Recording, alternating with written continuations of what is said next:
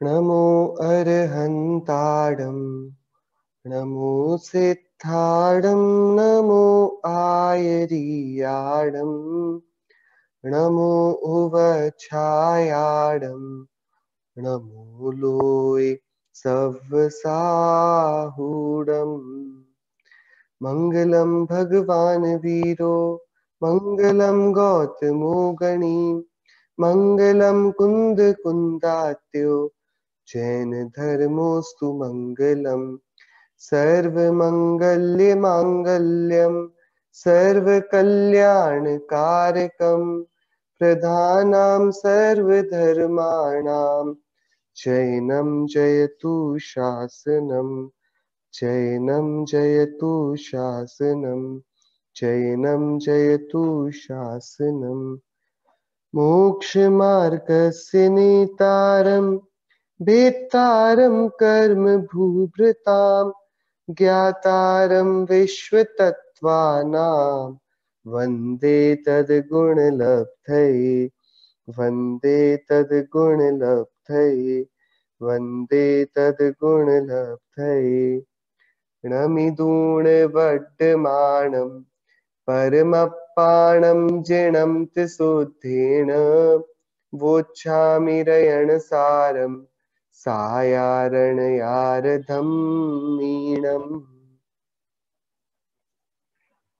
श्रीमद् भगवत कुंकुंदाचार्य देव प्रणीत यह रयणसार प्राभृत नामक ग्रंथ और इस पर हमारी चर्चा सम्यक दृष्टि किन किन भावनाओं और विचारों के चलते अपने सम्यक्त्व को बनाता है उस पर चल रही थी। और आचार्य देव ने हमको पहले 5 वे विचार दिए जिन पर अपने आप से ही सवाल कर समाधान पाना बहुत आवश्यक है। कर्तव्य क्या, श्रेय यानी कल्याण रूप क्या और अकल्याण रूप क्या, पुण्य क्या पाप क्या, तत्व क्या अतत्व क्या, धर्म क्या अधर्म क्या। और जो इनको नहीं जानेगा वह सम्यक्त्व का अधिकारी होगा नहीं। और फिर 5 बातों की जानकारी भी हमसे अपेक्षित की गई कि योग्य और अयोग्य का विचार, उसका ज्ञान, नित्य क्या है और अनित्य क्या है उसका ज्ञान, हेय क्या है और उपादेय क्या है उसका ज्ञान, सत्य और असत्य का ज्ञान और भव्य और अभव्य का ज्ञान। ये होना भी आवश्यक है सम्यक्त्व के लिए। जो इन ज्ञानों से शून्य है वह भी सम्यक्त्व को प्राप्त नहीं कर पाते। अब आज इसी पर आचार्य देव, जो कल उन्होंने थोड़ी बात करी थी लौकिक संगति की, उस पर हम थोड़ी सी चर्चा से शुरू करेंगे। वापस गाथा 42 पढ़ते हैं। लोई जन संगादो होदि महामुहर कुडिल कुभावो लोई संगम तमहा जोय विति विहेण मोचाहो। मनुष्य लौकिक जनों की संगति से अत्यंत वाचाल, कुटिल और दुर्भावना युक्त हो जाता है। इसलिए देखभाल कर लौकिक जनों की संगति को मन वचन काया से छोड़ देना चाहिए। मतलब हम किन संयोगों के बीच रहते हैं। सो अब यहाँ पर अचेतन संयोग तो पहले बोल आए कि हमें 7 व्यसनों को नहीं करना है, हमको ऐसे स्थानों पे भी नहीं जाना जहां बहुत हिंसादी होती हो, हमें ऐसे बहुत सारे परिग्रह में भी नहीं उलझना जो मन को मलिन बनाता हो। ये सब तो अचेतन परिग्रह और बाहर दुनिया में दिखने वाले पाप स्थानों की बात हो गई। अब जो चेतन परिग्रह हमारे पास है, जो हमारा समाज है, परिवार है, मित्र है, ये सब लोगों के बीच भी जो ये भी बहुत देख संभाल कर हमको संगति करने का विचार करना चाहिए। संगति किसकी करनी चाहिए और किसकी नहीं, आचार्य देव चाहते हैं कि हम इस पर भी विचार अपेक्षित रखें। जैसे निर्मल तालाब हो, एकदम सरोवर स्वच्छ है और ऊपर से उस पर एक पत्थर फेंका जाए तो उस सरोवर के तल पर जो मिट्टी पड़ी है वो आकर उस सरोवर को फिर मलिनता रूप दिखाने लगती है। ऐसे ही दुर्जनों का, लौकिक जनों का आकस्मिक हमारे जीवन में आ जाना, ये हमारी भी शांति को अचानक से मानो उत्पीड़ित कर देता है। जो प्रशम रस को प्राप्त हुए जन हैं वे भी कोई तीव्र कषाय युक्त जन की संगति में आकर अपने प्रशांत भाव को छोड़ने पर आ जाते हैं। इस कारण से बहुत आवश्यक है कि हम किसकी संगति करनी और किसकी नहीं, इसका विवेक विचार कर लें। यहाँ प्रश्न हो सकता है, लौकिक जन मतलब कौन?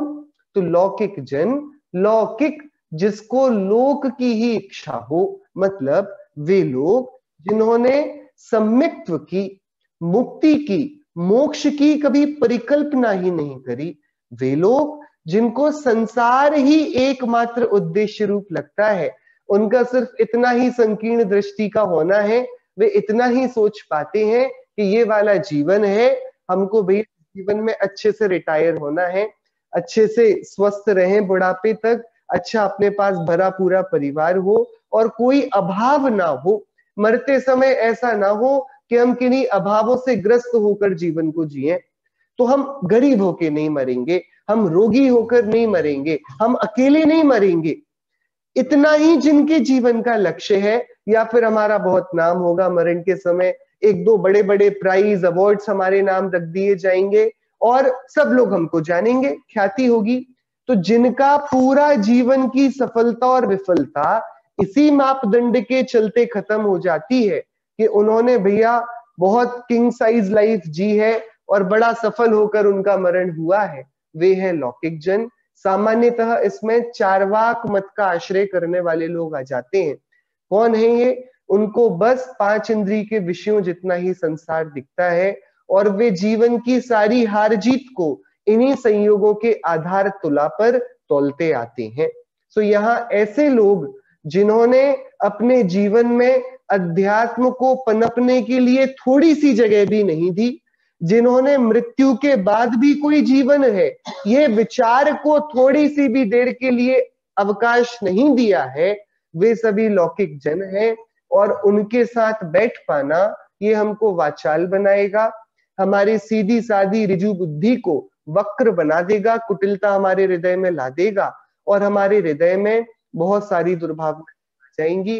अतः ये बहुत अच्छा होगा कि हम ये वाली बात समझ लें, हम किसके साथ रहें, किसकी संगति करें और किसकी ना करें, ये वाला विचार हमको अवश्य कर लेना होगा। अब इसका ये अर्थ नहीं है कि हमारे परिणाम नहीं लगते हैं तो ये आजू बाजू के लोगों का कोई उनके कारण है, उनका कोई दोष है। हम दोषों के स्थापन करने में बहुत जल्दी कर देते हैं।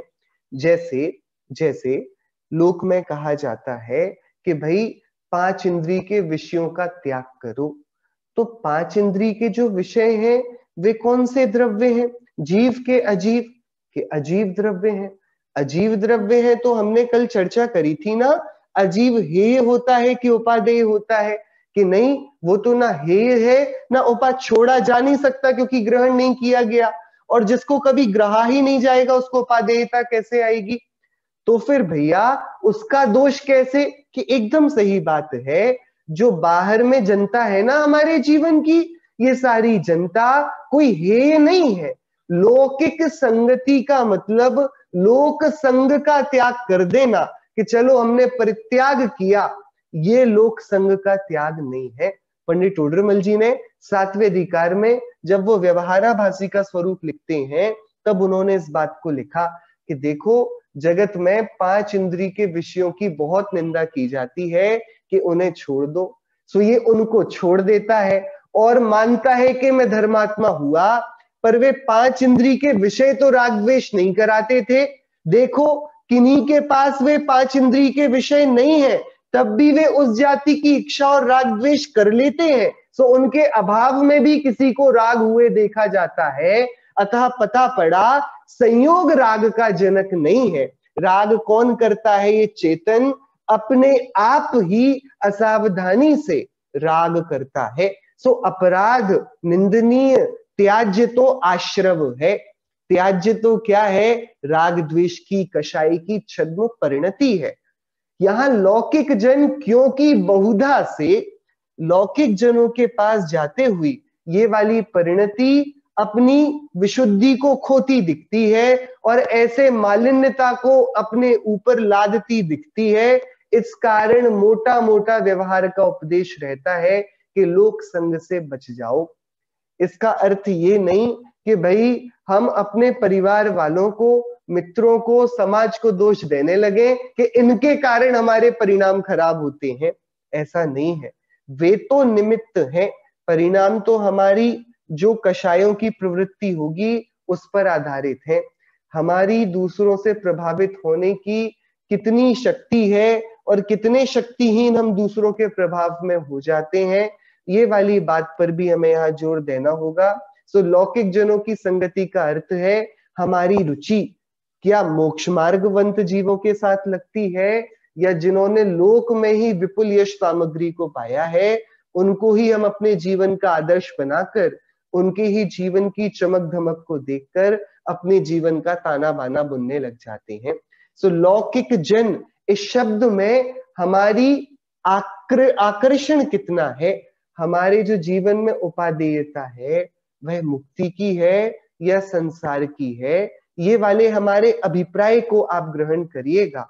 कि जिसकी देखिए एक कक्षा होती है और एक कक्षा में हम सभी देखते हैं पढ़ने वाले बच्चों का अलग ग्रुप बन जाता है, मस्ती करने वाले बच्चों का अलग ग्रुप बन जाता है। कोई भी एकदम नए बच्चे आए हों, पहले साथ में कक्षाओं में नहीं पढ़े हैं, लेकिन 2 महीने बाद क्लास टीचर देखता है कि भैया जो लोग पढ़ने वाले बच्चे वो अपने एक ग्रुप पर बैठ गए हैं, जो मस्ती करने वाले उनकी अलग दोस्ती यारी हो गई है। तो ये कैसे होता है कि समान गुण वाले एक दूसरे को आकर्षित करते हैं।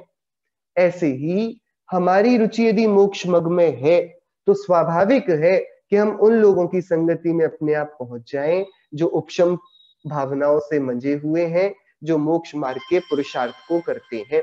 यदि हम उनके पास जाएंगे जिनकी पापों में वृत्ति है, ये सूचना देगा कि हमारे सम्यक्त्व पर, उसके उद्गम पर एक बहुत बड़ा प्रश्न चिन्ह लग गया है।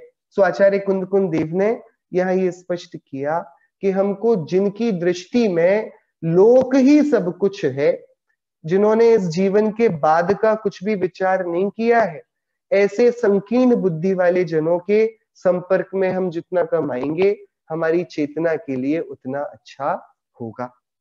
गाथा नंबर 43।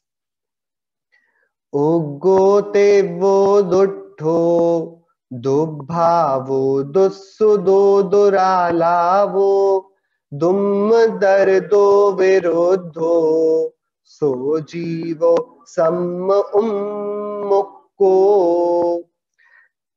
प्रश्न ये उठा शिष्य का तुरंत ही 42वीं गाथा के बाद कि भगवान ऐसे कौन से जीव हैं जो लौकिक संगति के अंतर्गत जिनकी संगति नहीं करनी है उसमें समाविष्ट होते हैं। तो आचार्य देव उसको दूसरे तरीके से बता रहे हैं। वे ये नहीं बोल रहे कि इन लोगों का संसर्ग मत करो, वे ये बता रहे हैं कि ये लोग सम्यक्त्व रहित हैं। सम्यक्त्व रहित है मतलब लौकिक है। तो कौन कौन से हैं, अब हम उनकी आचार्य देव की विवेचना को सुनते हैं। उग्गो जो उग्र, वो जो तीव्र, दुष्टो दुष्ट, दुर्भावो दुर्भावना युक्त, दुस्सुदो मिथ्या शास्त्रों का श्रवण करने वाला, दुरालावो दुष्ट भाषी, दुम्मद रदो मिथ्या मद में अनुरक्त, और विरुद्धो आत्म धर्म के विरुद्ध है, विरोधी स्वभाव वाला है। सो जीवो सम्म उन्मुक्को, वह जीव सम्यक्त्व से रहित है। सो आचार्य देव हमको उसी का विस्तार कर रहे हैं 42वीं गाथा का।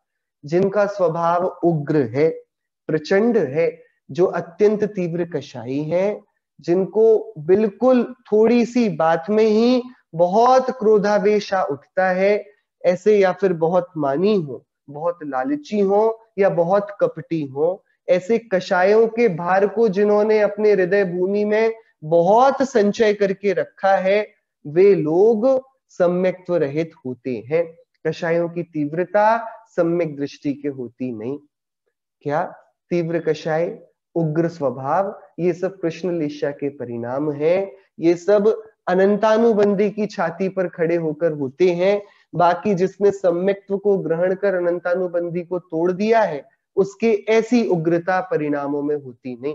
यदि हो तो सम्यक्त्व से रहित हो जाता है। सो ये वाली बात यहाँ पर आचार्य देव ने करी।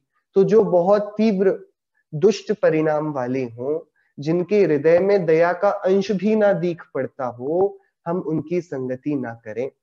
आजकल विश्व में ये वाली चर्चाएं भी बहुत हो जाती हैं और जो बड़ी सामान्य है और एकदम सही भी लगती है।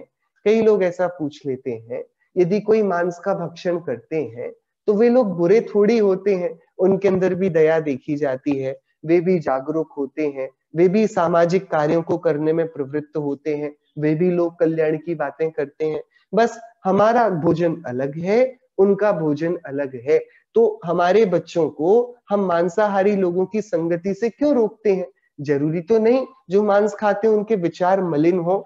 हमने तो बहुत अच्छे अच्छे विचारों वाले, उदार वृत्तियों वाले मांसभक्षी देखे हैं। ऐसा सामान्यतया प्रश्न उठाया जाता है। देखिए, इस पर किसी के भोजन को, रंग को, आदतों को देखकर हमें ये नहीं सिखाया जा रहा कि हम किसी को छोटा या बड़ा देखें। हमको ये बिल्कुल भी नहीं बताया जा रहा किसी दूसरे के दोष को देखकर हम उससे घृणा करने लगे। हमें तो हमेशा पाप की निंदा करके सिखाई गई है। पापी की निंदा से तो हमारा कोई सारा गौर नहीं, हमें कुछ भी नहीं करना उससे, बराबर। लेकिन यहाँ बात ऐसी है कि आचार्य देव यहाँ ये कहना चाह रहे हैं कि भैया, ये जितने भी जीवों के प्राणों का हनन है ना, एक तो व्यक्त कषाय होती है और एक अव्यक्त कषाय होती है। व्यक्त कषाय वो जो प्रगट में दिख जाए, अव्यक्त कषाय वो जो दिखती तो नहीं। जैसे कि कोई पाखंडी सदगुरु का भेष बनाए, सो उसके व्यक्त मायाचारी तो नहीं दिखती। मायाचारी में तो देखो वो ब्रह्मचारी बना है जिसको सेठ ने अपने मंदिर बुला लिया, रक्षा को दे दिया, लेकिन अंतरंग में तो चोर है ना। तो समंत भद्राचार्य देव ने इसके लिए बहुत गजब की बात पुरुषार्थ सिद्धि उपाय ग्रंथ में कही। उन्होंने बोला, सुनो, सोता हुआ बिलाव हिंसक ही है। कोई बिल्ली यदि सो जाए तो उसको शाकाहारी नहीं कहते, उसको अहिंसक नहीं कहते। किसी की अनंतानुबंधी कषाय यदि मंदता को पात्र प्राप्त हुई है, उससे वह निर्दोष हो गया हो, ऐसा नहीं है। और आगे आचार्य देव इन्हीं की बात और करेंगे, अपन उस प्रसंग में भी इस बात को करेंगे। लेकिन जो जगत की लोगों की वृत्तियों को देखकर हम उनको ऊंचा नीचा देखते हैं, सो ऊंचा नीचा देखने वाली बात तो नहीं है। बात तो सिर्फ इतनी हो रही है कि मैं अपने जीवन में किसका संग करूं कि किसका ना करूं।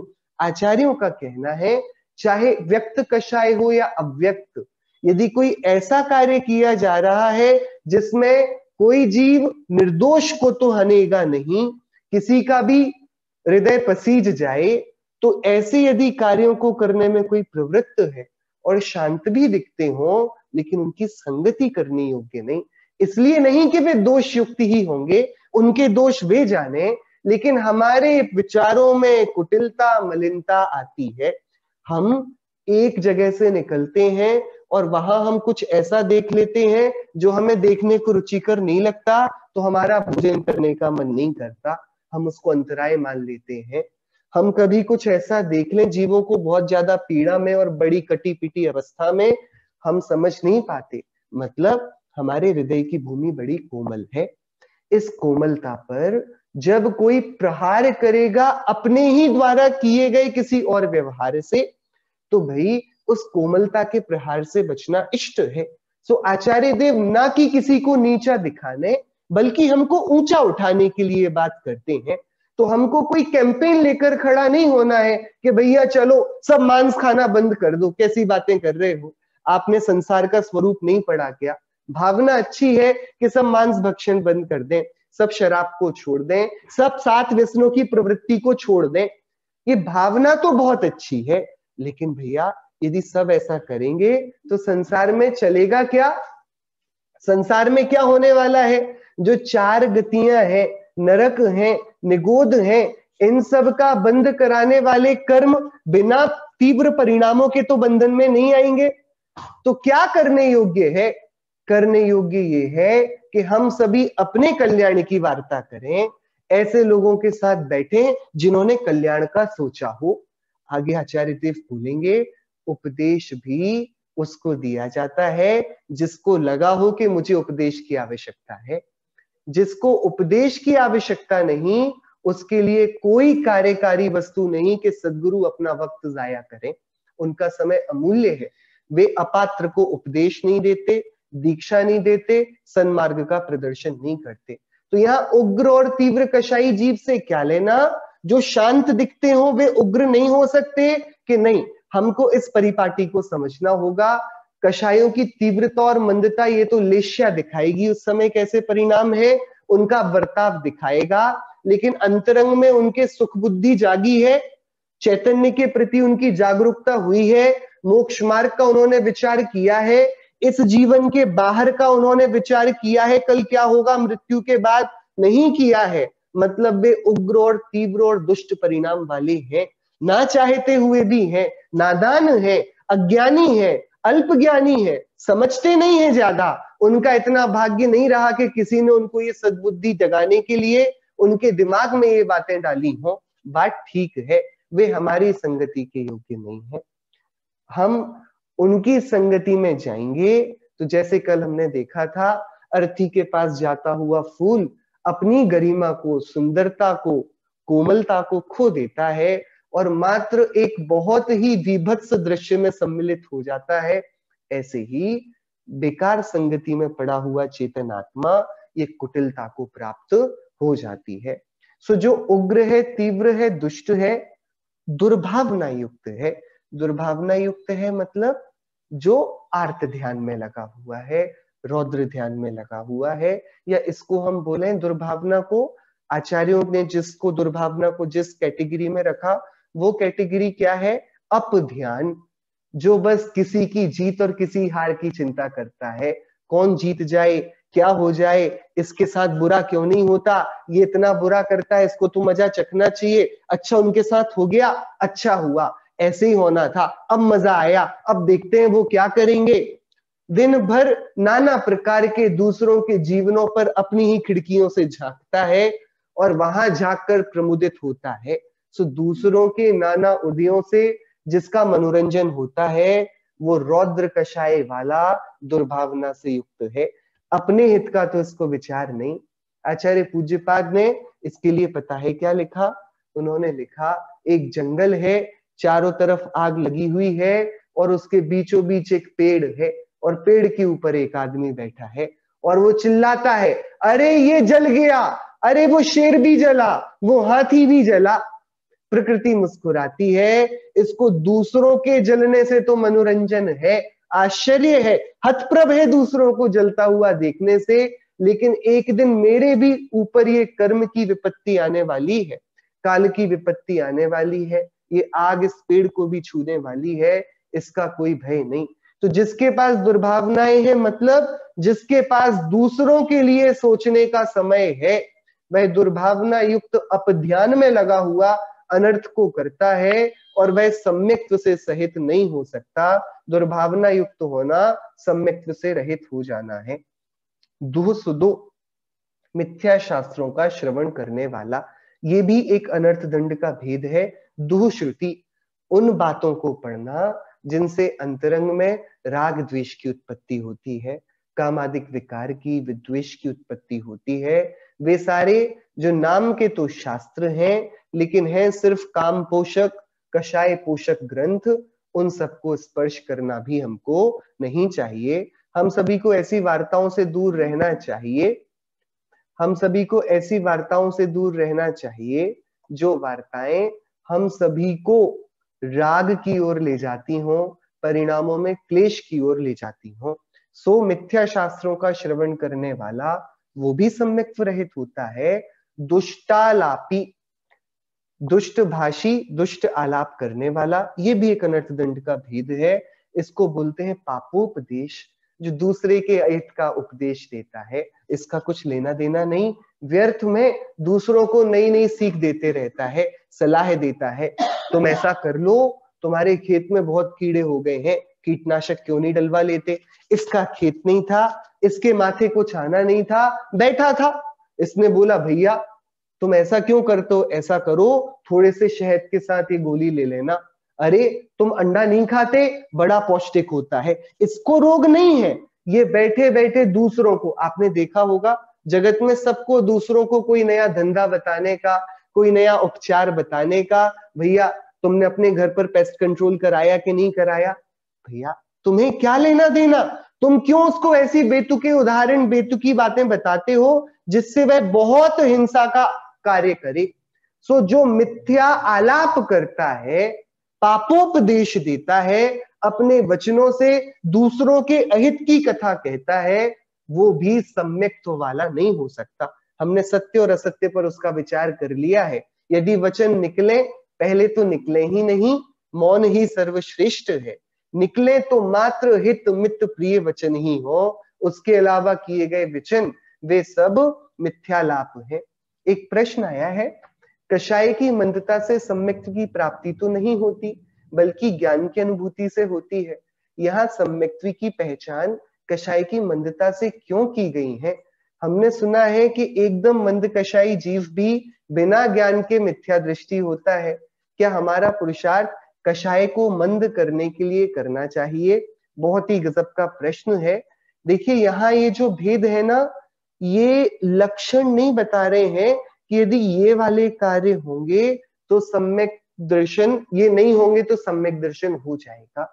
यहाँ उन लक्षणों को बता रहे हैं, यदि ये है तो सम्यक्त्व नहीं होगा। उल्टे पे यदि ये होंगे तो सम्यक्त्व होगा कि नहीं, वो वाली बात आगे करेंगे। आचार्य बताएंगे सम्यक्त्व के लिए क्या आवश्यक है, बताएंगे। लेकिन अब प्राथमिक दशा में ही उन्होंने बोल दिया ना, देखो तुम इतनी ऊंची बातें समझ कर आए हो, तुमने सम्यक्त्व को धर्म का मूल माना, तुमने जैसा श्रावकों के लिए उपदेश दिया आचार्यों ने उसको समझा, तुमने बहुत अच्छे से आत्म भावनाओं को और उज्जवल बनाने का, आत्म कल्याण का संधान किया है, तुमने ठाना है कि तुम मोक्ष मार्ग में चलोगे। तो आचार्य पहले पहले हमको बता रहे हैं, पहले पहले अच्छा है हम उन बातों से दूर हो जाएं जिन बातों से फर्क पड़ता है। देखिए हम काल में कौन से बैठे हैं, आचार्यों का उपदेश उस काल के हिसाब से भी होगा। यदि यही चौथा काल होता और हमारे नगर में ही तीर्थंकर का समव शरण बैठा होता, आचार्यों को मिथ्या संगति की बात करने की कोई आवश्यकता नहीं थी। तुम कहां जाते मिथ्या संगति करने, हर कोई दूसरा आदमी तो समव शरण को भागे जा रहा है, तुम किसके साथ यहाँ पर चौपाल पर बैठकर जुआ खेलोगे, किसके साथ दुश्रुति करोगे? अब आचार्यों ने देखा बात वो नहीं है। अब भैया तीर्थंकर भगवान तो जाने दो, मुनिराज नहीं मिलते, मुनिराज तो जाने दो, सम्यक ज्ञानी नहीं मिलते, ज्ञान वैराग्य तप की बातें करने को तो दूर रहो, उनकी मिसालें मिलना गायब हो गई कि कोई ऐसा मिल जाए भैया उस गांव में तो वे रहते हैं, उनका बहुत अच्छा भैया अभ्यास चलता है और उनके पास जाने से समाधान मिल जाती है। ये वाली बातें भी शून्य हो गई। हाँ, यदि पूछा जाए आपके घर में ही बीच में कि भैया मुझको तो ये वाली गवर्नमेंट का काम ठीक नहीं लग रहा, वो वाली अच्छी थी, या ये बोल दिया जाए कि नहीं ये वाला काम अच्छा नहीं हुआ, टीम ये वाली अच्छी है, तो आपके घर में राय देने को सारे लोग खड़े हो जाएंगे। गवर्नमेंट को कैसे चलना चाहिए, क्रिकेट कैसे खेला जाना चाहिए, और कैसी हमारे गांव की व्यवस्था और धर्म की सामाजिक व्यवस्था, इन सब के लिए हम सबके पास ओपिनियन है, हम सबके पास पर्याप्त ज्ञान है। कौन सा एंकर ठीक कर रहा है, कौन सा एक्टर ठीक काम कर रहा है, ये पर्याप्त ज्ञान हमारे पास है, क्योंकि हम पापोपदेश, दुःश्रुति और अपध्यान से घिरे हुए हैं। लेकिन कोई ये पूछ ले कि जीवन में प्राथमिक अवस्था में क्या विचार किया जाए, रोगादिक के उपस्थित होने पर क्या विचार किया जाए, यदि डॉक्टर जवाब दे दे तो, हमसे यदि घर पर कोई ये पूछ ले तो प्रश्न होने लगता है घर पर, भैया तुम तो ऐसी बात करते हो जैसे मर ही जाएंगे, अभी समाधि मरण की बात करने लगे तुम इतने जल्दी, अभी डॉक्टर ने यही तो बोला है दूसरी जगह दिखा लो। उसको समाधि मरण की बात पूछो तो उसको लगता है कि मेरे मरने की कामना करते हैं। उससे पूछोगे भैया तुमने कोई धर्म की भावनाएं भाई हैं, तो उसको बड़ी पीड़ा होती है, क्या तुम धर्म की किस जमाने में हो, कैसी बातें करते हो। आचार्यों ने ये वाली बात समझी और उन्होंने हमारी पात्रता को जाना कि ये जो 40 गाथाएं पढ़ाया है, मतलब ये थोड़ा सीरियस है अपने हित को लेकर, तो क्यों ना हम पहले उन कांटों को हटा दें जिन कांटों से ये वापस पथभ्रष्ट हो सकता है। तो आचार्य ने पहले उपदेश रखा लौकिक संगति से दूर होने का। हम ऐसे संग में कदापि ना पड़े जिन्होंने धार्मिक भावनाओं से अपने आप को कभी परिचित ही नहीं कराया, जिन्होंने आत्म कल्याण की बात ही नहीं करी। तो यहाँ कषाय की मंदता से क्या अर्थ है कि हम ये वाली बात को समझें। ये बात ठीक है, कषाय की मंदता भी हो सो आश्रव को ही करने वाली है। कषाय वह एकमात्र बंध का ही कार्य है, कषाय दूसरा कार्य तो कुछ करती नहीं। लेकिन जो सम्यक्तवादी विशुद्धि के लिए बढ़ते हुए कदम हम स्वरूप सन्मुखता के लिए लेते हैं ना, इनका ऐसा ही स्वरूप है। तीव्र कषाय में ये फलते नहीं, मंद कषाय में ही उत्पत्ति होती है, मंद कषाय से नहीं होती। देखिए, अनुकूल ऋतु आएगी, बारिश आएगी और उपजाऊ भूमि होगी तो ही फसल होगी। लेकिन उपजाऊ भूमि भी है, अनुकूल ऋतु भी आ गई है और हमारे पास बहुत अच्छा माली भी है, फिर भी ये पौधा क्यों नहीं उगता है? तो श्री गुरु आए, भैया रुक, तो इतने से कैसे होगा? बीज कौन डालेगा भूमि में? सो जो बीज डालने का कार्य है ना, वो तो करना होगा, वह सम्यक्त्व है। लेकिन बीज जो डाला जाएगा वो उपजाऊ भूमि में डाला जाएगा ना, बंजर भूमि में नहीं डाला जाएगा ना। ये तो स्वाभाविक है ना। योग्य ऋतु में ही डाला जाएगा योग्य फसल का बीज, अयोग्य ऋतु में नहीं डाला जाएगा। ऐसे ही धर्म की जो ऋतु है ना, उसके जो बीज हैं वे प्रशस्त परिणामों के चलते ही फलते हैं। पाप परिणामों में धर्म के बीज बोए नहीं जा सकते। सो यहाँ पर आचार्य देव जिनकी उग्र परिणाम है, तीव्र कषाय है, जिसके लिए हितोपदेश में वो बंदर की कहानी प्रसिद्ध है। भाई बार बार चिड़िया बोलती रही कि भैया तुम अपना घोंसला क्यों नहीं बना लेते बंदर मामा, अब भी देखो ठंड आएगी, बारिश आएगी, तुम ठिठुरोगे भी और तुम्हारे पास आसरा भी नहीं रहेगा। सो वो सुनता रहा और बोलते बोलते बारिश भी आ गई। चिड़िया बोलने लगी, देखो हमने तुमसे पहले ही तो कहा था। तो बंदर को अब आई गुस्सा, सो अपना तो घोंसला उसने बनाया नहीं, चिड़िया का घोंसला भी तोड़ दिया। ऐसे ही जो रुष्ट है, उग्र है, दुष्ट है और तीव्र बुद्धि वाला है, तीव्र कषाय वाला है, उसको यदि धर्म की हितकारी बात श्री गुरु बताएं तो अहितकारी ही होती है, उसके सम्यक्त्व होता नहीं। तो कषाय की मंदता से सम्यक्त्व प्राप्त नहीं होता, सम्यक्त्व प्राप्त तो स्वानुभूति के भेद ज्ञान के बीजों को डालने से ही होगा। लेकिन उन स्वानुभूति के योग्य भेद ज्ञान के तत्व विचार के बीज तीव्र उग्र कषाय में नहीं बोए जा सकते, वो उसकी ऋतु नहीं है। आचार्य देव हम सभी की परिस्थिति को जानकर योग्य द्रव्य क्षेत्र काल भाव का हमको ज्ञान करा रहे हैं और बोल रहे हैं यदि हमारे अंदर उग्रता, तीव्रता, दुष्टता पाई जाती हो, हम अपध्यान ही करते हो और मनोरंजक बातों को ही सुनने में हमको आनंद आता हो, दुःश्रुति ही करते हो और हम पाप का ही उपदेश देना जानते हो, हित का उपदेश किसी को देना नहीं जानते हो, और हम मिथ्या मदों में अनुरक्त हो, हमने अपने पैसों से ही, अपने नाम से ही, रूप से ही, बुद्धि से ही अपने को बड़ा मान लिया है, तो हमारी साक्षात में परद्रव्य में सुख बुद्धि है और शरीर में एकत्व ममत्व बुद्धि। इस कारण आत्मधर्म के हम विरुद्ध हो गए, स्वरूप से हम उन्मुख हो गए, विमुख हो गए और इस कारण हम सम्यक्त्व रहित रह जाएंगे। तो आचार्य देव ने ये बताया है यदि तुम्हारे अंदर ये कोई भी एक लक्षण हो ना, इसको उतार फेंकना, इसको अलग कर देना, ये सम्यक्त्व को होने नहीं देगा। इनसे सम्यक्त्व नहीं होगा, ये सब नहीं होते तो शाबाश, बहुत अच्छा, अब हम जो आगे बोलेंगे तुम उसको सुनना। लेकिन यदि ये है तो हम तुमसे पहले ही बोल देते हैं इसको निकाल फेंको, तब हमारी आगे की बात तुम्हारे काम पड़ेगी। आचार्य कुंदेव कहते हैं जो ये रहे आए और तुमने हमारी आगे की बातें सुनी तो तुमको वो रुचिकर नहीं लगेंगी, काम की मालूम नहीं पड़ेंगी।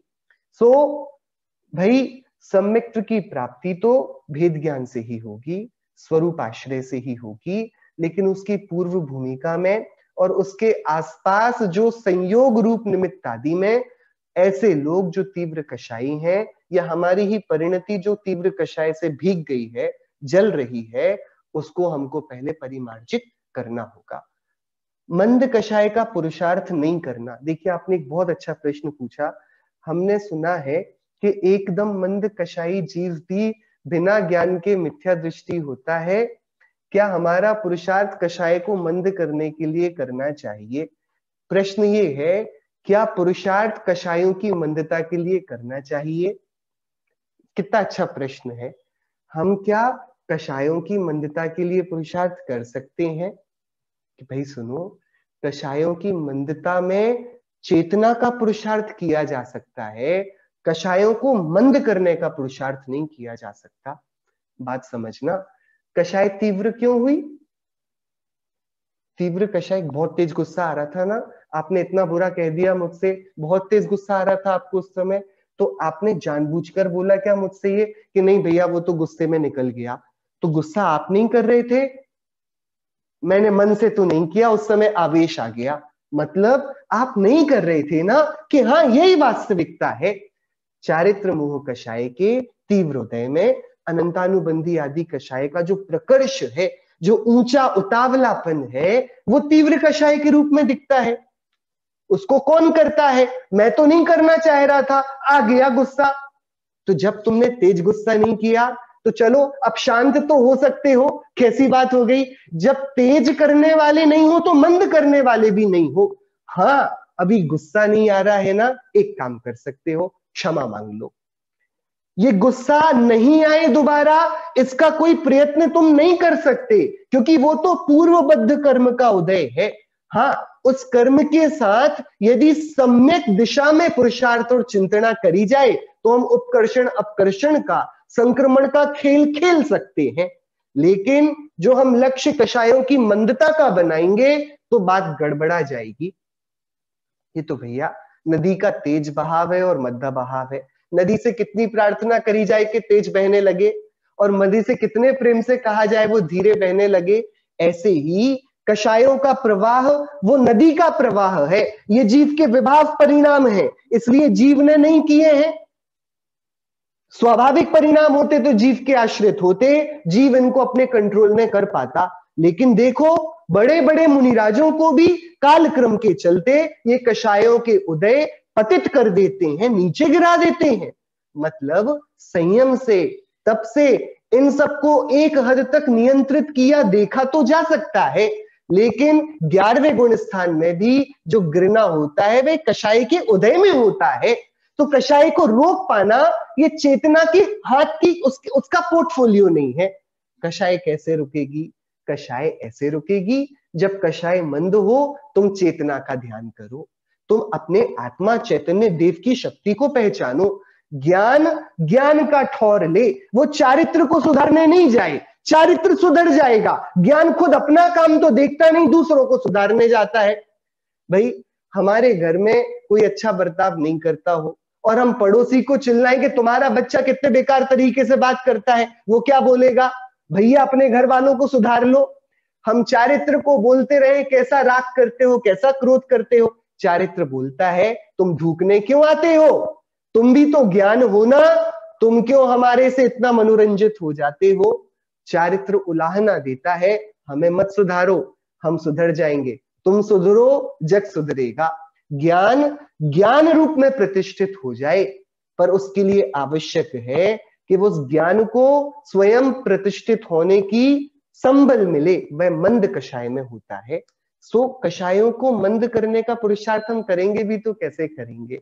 हम विचार तो करें, ज्ञान सिर्फ ज्ञान तक ही सीमित है, ज्ञान के बाहर हम सब जो भी करते हैं ना वो सहज गुणों का परिणमन है। हमारी वृत्ति, हमारा पौरुष, हमारा पुरुषत्व वो हमारे ज्ञान तक सीमित है। ज्ञान अपने को संयमित कर ले, अपने समता भावों में अच्छे से प्रतिष्ठित हो जाए, भेद ज्ञान की भावनाओं में स्थिर हो जाए, अपने आप पाएगा। जब ये क्रोध नहीं कर रहा था, क्रोध के प्रसंग में क्रोध को देखता नहीं था, तो जो क्रोध के उद्यावली में कर्म फंसे थे ना, उन्होंने जाना कि ये तो मेरी तरफ देखते ही नहीं। तो जो पुराने निषेक थे वे संक्रमित, अपकर्षित ऐसे होते होते अपने अनुभाग को खोते हुए उदय में आके निकल जाते हैं। ज्ञान अपने में मस्त रहा आता है। सो उनको सुधारने के लिए ज्ञान को उनके पास नहीं जाना, कषायों की मंदता के लिए कषायों पर कोई प्रहार नहीं करना। बात सही है कि हमारा काम तो हमारे ज्ञान से है, हमारे ज्ञायक स्वभाव की आराधना से है, चैतन्यता के बारंबार विचार से है, अपने चित स्वरूप भगवान आत्मा की भावनाओं से, आत्म भावना भावता जीवला ही केवल ज्ञान रे। भावना भवनाशनी है, भावना से सारे कार्य हो जाते हैं, भावना ज्ञान का काम है। ये चैतन्य की भावना भाई अपने आप पाएगा कि भैया क्या हो गया, ये हो गया कि चारित्र अपने आप शर्मा गया, वो अपने बिगड़े हुए रूप में उदय में नहीं आना चाहता, तो अब वह समितियों का रूप बनाता है। अब जो क्रोध के रूप में आता था कपड़े फाड़कर, अब वो क्षमा के रूप में आभूषण पहनकर आता है। अभी जो हिंसा का रौद्र तांडव मचाता था, अब वो दया का कोमल प्रक्षालन करता है। कौन करता है? वही चारित्र। कैसे करता है? किसकी सुनता है? किसकी सुनता है? कि भाई अपना प्रभाव बहुत है। ये तो लोक में भी है, कहीं बहुत हिंसा मची हो और कोई बहुत धीर गंभीर आदमी पहुंचे और वो अपना काम करे, दूसरों को ना बोले, लोग अपने हथियार पटक देते हैं। ये सारे उदाहरण तो बने हुए हैं भारत के इतिहास के, कि भाई शांति का, अपने मग में लगे रहने का। मुनिराजों की प्रशंसा को देखकर सिंह आदि क्रूर पशु भी अपनी क्रूरता को छोड़ देते हैं। कैसे करते हैं वो ये सब? कि वो अपने ज्ञान का अभ्यास करते हैं, उनके पूरे शरीर से टपकने लगती है प्रशंसा। उस शांति को ऐसा शीतलता रूप अनुभवते हैं कि वे सिंह आदि क्रूर पशु भी जिनके पास आते ही शांत हो जाते हैं। ये कोई चमत्कार नहीं है, ये तो अंतरंग का जो हमारा अनुशासन अपने को समर्पित रहेगा वो बहिरंग में दिखेगा ही। जब योग्य ऋतु आएगी और योग्य बीज फला है तो भैया उसके सुंदर रंग बिरंगे फूल बिना दिखे कैसे रहेंगे? वे भी लहराएंगे ना। जिसने ज्ञान को अनुशासित किया है उसको कषाय मंद नहीं करनी पड़ती। हमें प्रयत्न सारा ज्ञान में करना है, वही हमारा पुरुषार्थ है। यहां पर तो बाहर के लक्षण बता रहे हैं। वैद्य पूछता है भैया क्या क्या हो रहा है? पेट दुख रहा है, गड़बड़ हो रही है, कमर बहुत दुख रही है, तो ये तो लक्षण है। अच्छा तो क्या करें? पेट को दबाएं, गले को दबाएं, पीठ को दबाएं? नहीं, तुम्हारा पित्त बढ़ा है, लो ये वाली दवाई लो। अरे लेकिन महाराज पेट के लिए तो कोई तेल दो, पीठ के लिए तो कुछ दो। कि अरे वो सब तो बाहर का है। उग्र दिखते हो, तीव्र दिखते हो, दुष्ट दिखते हो, दुर्भावना युक्त दिखते हो, तुम्हारे ज्ञान में खोट है, तुम्हारा ज्ञान सीमा के बाहर है, उसे सम्यक करो। जिनवाणी की शरण में आओ, सत्संगति में आओ, ज्ञानियों के साथ बैठो, समता का अभ्यास करो। ये वाली बात। सो वह जीव यदि ऐसा करेगा तो सम्यक्त्व सहित हो जाएगा, लेकिन उग्र तीव्र दुष्ट दुर्भावना युक्त दुश्रुति का अवलंबन, दुरालापियों की संगति, मिथ्या मदों में अनुरक्त और आत्मधर्म के विरुद्ध ही रहेगा, सो उस जीव के सम्यक्त्व संभव नहीं है। सो यहाँ पर हम ये वाली बात को ऐसे ही समझेंगे, इन सब के हो जाने से कोई शांत परिणाम वाला हो, अच्छी भावनाएं हो, जिनवाणी को ही पढ़ता हो, मीठा बोलता हो, बिल्कुल सरल हो, घमंडी ना हो और आत्मा का अभ्यास करता हो, तो क्या वह सम्यक दृष्टि है? अभी नहीं, उसको हम बताएंगे। आचार्य देव कह रहे हैं कि वो हम बताएंगे कि वो होगा सम्यक दृष्टि कब।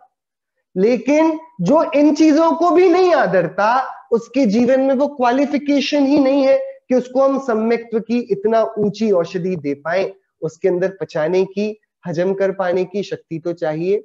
ये 43वीं गाथा में, इसी को आगे आचार्य देव 44वीं गाथा में बताएंगे। आज अपन को ये दो गाथाएं समझनी थी, इसकी चर्चा अपन कल करेंगे। इसमें इसी का विस्तार और आगे करेंगे। जैसे सम्यक्त्व रहित जीव की ये पहचान है, अब ऐसे ही दुष्ट स्वभावी जीव जिनके सम्यक्त्व नहीं होता, वे किस प्रकार के हैं। सो 44 और 45वीं गाथा में इसकी चर्चा आएगी, अपन सब उसको करेंगे। हमारे जीवन में जितने भी सद्गुण हैं वे आकर्षित होकर हमें आभूषण के रूप में धारण कर लें और हम शीघ्र ही आत्म कल्याण के पथ पर आगे बढ़ें। इसी मंगल भावना से जिनवाणी स्तुति। मेघ घटा सम श्री चिन्वाणी, मेघ घटा सम श्री चिन्वाणी, स्यात् पद चपला चमकत जामे, बरसत ज्ञान सुपानी, मेघ घटा सम श्री जिनवाणी, धर्म सस्य जाते बहु बाड़े, शिव आनंद फलदानी मेघ घटा सम श्री चिन्वाणी मोहन धूल दबी सब याते क्रोधानल सुबुझानी मेघ घटा सम श्री चिन्वाणी भाग चंद बुध जन के की कुल लखियर खे चित ज्ञानी मेघ घटा सम श्री चिन्वाणी मेघ घटा सम श्री चिन्वाणी। नौ पाठ